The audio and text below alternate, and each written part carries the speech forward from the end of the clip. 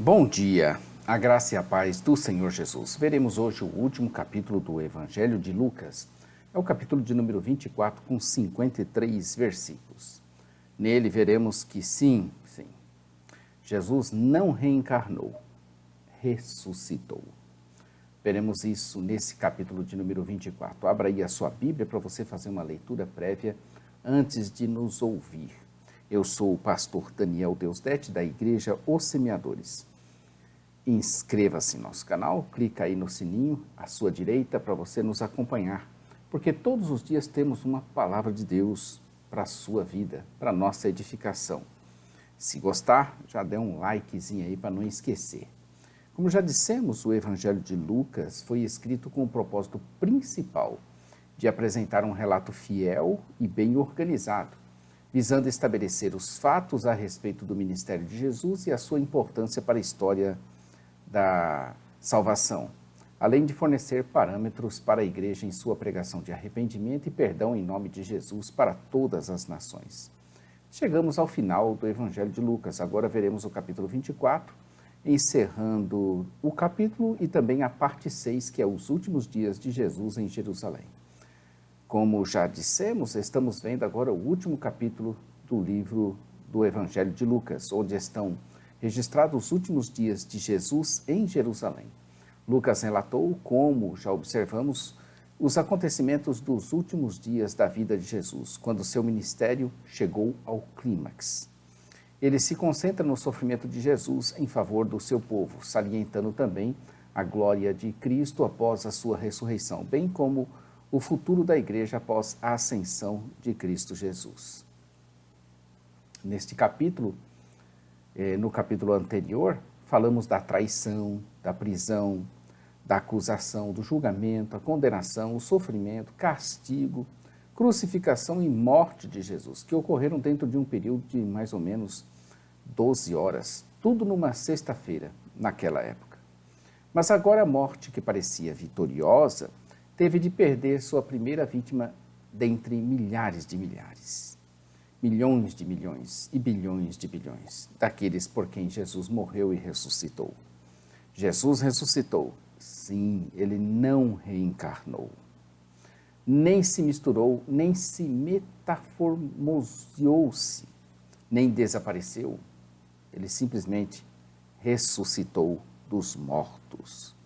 Maria Madalena e Joana e Maria, mãe de Tiago, sim, as mulheres, foram as que primeiro souberam do acontecido por causa da busca por Jesus e anunciaram aos discípulos, que acharam que elas estavam delirando. Os discípulos acharam, essas mulheres estão malucas. Pedro foi o primeiro a acreditar, mas mesmo assim foi investigar e admirou-se de ter encontrado somente os panos de linho.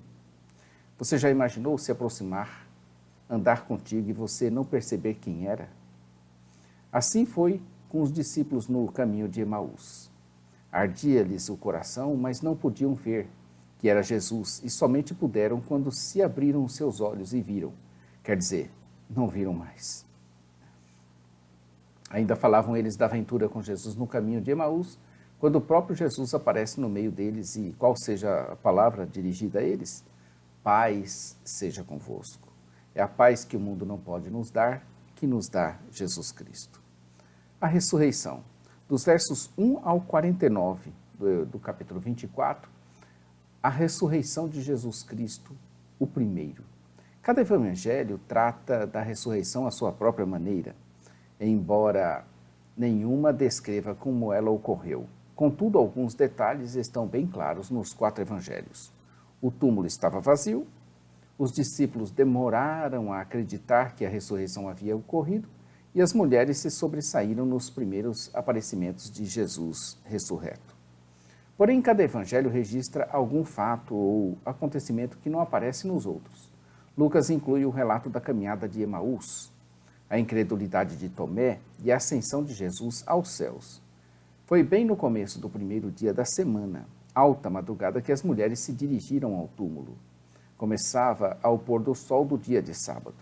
As mulheres tiveram um período da noite para terminar os preparativos antes de irem ao túmulo ao amanhecer.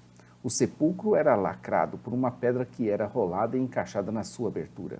Nesse caso, um selo havia sido colocado nessa pedra, Mateus 27, 66.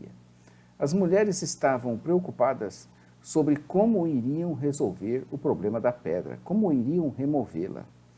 A Bíblia de Estudo de Genebra, nesse momento, ela nos recomenda a leitura de um artigo teológico de sua autoria, A Ressurreição de Jesus, conforme está em Lucas 24, que recomendamos que você adquira essa Bíblia de Estudo de Genebra. Você pode adquiri-la na Semeadores, www.semeadores.com.br. No entanto, encontraram a pedra removida, mas ao entrarem não encontraram o corpo. Foi nesse momento que lhes apareceram 2 anjos com vestes resplandecentes, e estes lhes comunicaram que não estavam ali, que ele não estava ali, mas tinha ressuscitado. Os anjos as lembraram das profecias de Jesus acerca da sua morte e da sua ressurreição. O uso do verbo na forma passiva, verso 7, ressuscite, indica a atividade do Pai, que ressuscitou Jesus pelo poder do Espírito Santo. Eles então se lembraram das palavras de Jesus e entenderam o que tinha acabado de acontecer. Imediatamente saíram dali para comunicarem aos 11. Judas não era mais dos apóstolos, mas os outros haviam permanecido. E a todos os mais. Essa expressão indefinida fora que havia um grupo grande de seguidores de Jesus em Jerusalém nesse momento. Muitos eram galileus que estavam em Jerusalém para celebrar a Páscoa. As mulheres que estavam com Jesus foram as primeiras a anunciarem a ressurreição dos mortos. Os discípulos, ao ouvirem, parecia-lhes um delírio, e não acreditaram nelas. Verso 11. Maria Madalena, essa mulher teve o privilégio de ser a primeira pessoa a ver o Senhor ressurreto. Ela é mencionada nos 4 evangelhos em conexão com o relato da crucificação e ressurreição. Porém, exceto por isso, ela só é mencionada no capítulo 8, 2. Joana, ela é mencionada no verso 3 do capítulo 8. Maria, mãe de Tiago, talvez seja correto considerar essa segunda Maria como sendo mãe de Tiago, embora Lucas tenha escrito literalmente a Maria de Tiago. Ela não era mãe do apóstolo Tiago, filho de Zebedeu, porque Mateus 27, 56 traz, e a mulher de Zebedeu, isto é, outra mulher que não a mãe de Tiago e de José. João 19, 25 afirma que pelo menos 3 mulheres chamadas Maria estavam presentes. A mãe de Jesus, a esposa de Cleopas e Maria Madalena. É possível que a mãe de Tiago fosse esposa de Cleopas, mas não temos mais informações disponíveis além da registrada em João 19, 25. E também não sabemos se ela teve 2 filhos chamados Tiago e José. Todavia, a mãe de Jesus teve 2 filhos chamados Tiago e José. E esse José aqui pode ser o mesmo registrado em Mateus 27, 56. Logo, é possível que essa Maria, mãe de Tiago, fosse a mãe de Jesus. As demais, Lucas acrescenta a referência e as demais, indicando que havia outras mulheres com elas. Nós vemos aí tantas mulheres que elas foram as primeiras a ouvirem do relato, a verem o Senhor ressuscitado. O testemunho das mulheres não era considerado como seriedade entre os judeus do século I, e por causa disso os 11, além de outros relacionados a eles, se recusaram a acreditar no que as mulheres estavam dizendo. Jesus sabia disso e mesmo assim escolheu essa forma justamente para mostrar aos homens que ele é o Senhor e aprovava o ministério das mulheres nas divulgações das coisas do reino de Deus. Foi ainda naquele mesmo dia que 2 discípulos estavam no caminho de Emaús. Não se sabe a localização certa dessa aldeia. Eles conversavam sobre tudo o que tinha acontecido nos últimos dias, quando Jesus se aproxima deles e passa a acompanhá-los. Eles não notaram que era Jesus. Parece indicar que Deus os estava impedindo de reconhecerem Jesus nesse momento. Jesus lhes faz algumas perguntas do que conversavam, e um deles, Cleopas, não se sabe quem era Cleopas, exceto por essa passagem, até repreende a Jesus por parecer ser o único que de nada sabia e começa a contar a ele os fatos. Eles responsabilizaram principalmente a seu próprio povo e não os romanos pela morte de Jesus. Então ele confessa que tinha, juntamente com os outros, certas expectativas de redenção. O termo redenção do verbo redimir significa libertar mediante o pagamento de um resgate. É bastante claro que esses dois discípulos estavam esperando a libertação da sua nação. Os dois deveriam ter compreendido muito mais do que, na verdade, demonstraram, pois era evidente que haviam entendido que a Escritura relatou sobre a glória do Messias. No entanto, não compreenderam o que estava escrito sobre o sofrimento do Messias. No verso 25, agora é a vez de Jesus de censurá-los e chama a atenção deles, que estavam nécios e tardos de coração para crerem tudo o que os profetas disseram em todas as Escrituras. Uma referência ao Antigo Testamento em sua totalidade. Jesus então lhes explica que tudo o que aconteceu era necessário e que convinha que o Cristo padecesse e depois entrasse na sua glória. Foi nesse momento que Jesus começou a discorrer nesse assunto, o que contava dele em todas as Escrituras, começando por Moisés. Já estavam se aproximando da aldeia para onde iam e Jesus fez menção que iria passar adiante, mas eles o constrangeram a ficar um pouco mais, alegando que já era tarde e que o dia já ia se reclinando. Jesus entrou para ficar com eles. Quando estavam à mesa, no momento de partir o pão, tomando ele o pão, abençoou-o e, tendo-o partido, deu a eles, procedimento que o anfitrião realizava durante a refeição. Nesse instante do partir do pão, seus olhos foram abertos. Aparentemente, outra ação divina, conforme o verso 16. O engraçado é que eles não o viam e quando puderam vê-lo e o reconheceram, não mais podiam vê-lo. Isso é muito estranho, né? Eles não o viam, e embora eles estivessem vendo, né? Quando puderam vê-lo, quer dizer, tomaram conhecimento de que diante deles estava Jesus, na hora que reconheceram, já não mais podiam vê-lo. Na mesma hora, então, foram para Jerusalém para contarem aos demais e encontrou os 11 reunidos e mais alguns outros que afirmavam que o Senhor tinha ressuscitado. Aqueles dois do caminho de Emaús aproveitaram também para contarem o que tinham visto e presenciado. Os 11 não acreditaram nas mulheres, mas o aparecimento a Simão, Pedro, transmitiu convicção. Eles estavam ali falando disso e repentinamente Jesus foi quem apareceu no meio deles e lhes ministra a paz que somente Ele pode nos dar. O aparecimento repentino de Jesus entre eles, embora as portas estivessem trancadas, João 20, 19, indica que o corpo ressurreto de Jesus não possui as mesmas limitações que o nosso. Eles ficaram muito assustados, até imaginaram estarem vendo fantasma ou algum espírito. Jesus os censura, explicando que ele era ele mesmo. Ofereceu suas mãos e seus pés para exame deles, pois traziam nelas as marcas dos pregos. Ainda assim, por causa do choque e da alegria, ainda não acreditaram e Jesus anunciou que tinha fome e eles apresentaram a ele um pedaço de peixe assado. O corpo ressurreto pode fazer uso do alimento. Foi em seguida que Jesus explica para eles as Escrituras, dizendo que importava que tudo aquilo se cumprisse. Observe a palavra importava. Não é por acaso que a Escritura, a lei, Moisés e os profetas e os salmos, se cumpre.